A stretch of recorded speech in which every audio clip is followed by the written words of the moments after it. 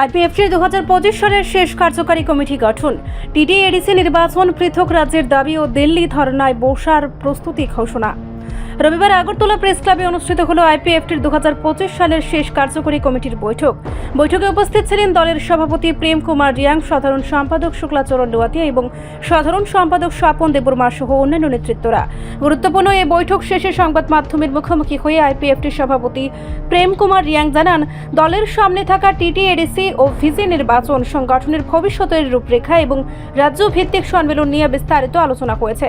তিনি বলেন, তিপ্রাসা আদিবাসী জনগোষ্ঠীর স্বার্থ রক্ষায় দল সাংগঠনিকভাবে লড়াই চালিয়ে যাবে।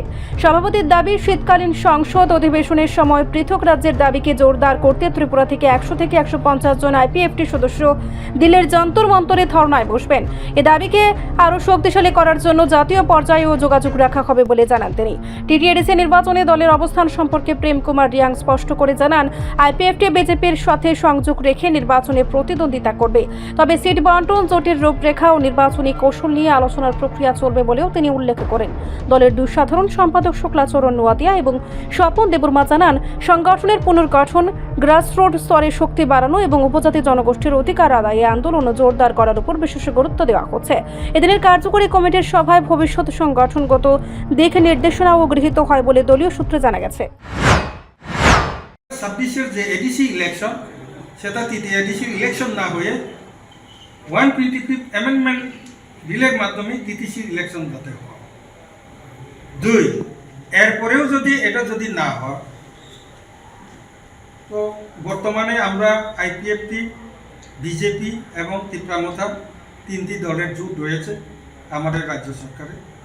আইপিএফটি প্রথমে চাইব এই টিটিসি যে ইলেকশনে আমরা তিন দলের মধ্যে সমভাবে আসন বন্টনের মাধ্যমে বিজেপি, ত্রিপুরা, আইপিএফটি মিলে যৌথভাবে অ্যালায়েন্স করে আমরা ভোটের ময়দানে নামার জন্য আমরা প্রাথমিক আমাদের প্রচেষ্টা থাকবে।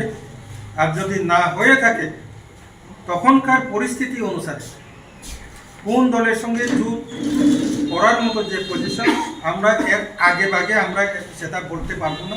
আমাদের ইচ্ছা আমরা জানিয়েছি যে আমরা 2026-এর ইলেকশনটা এই নর্মাল টিটিএডিসি ইলেকশন না হয়ে টিটিসির ইলেকশন হোক 125তম সংবিধান সংশোধনের মাধ্যমে।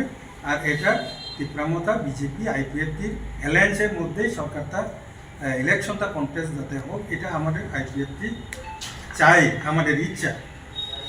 তার রিপোর্ট সংবাদ প্রতীক্ষা।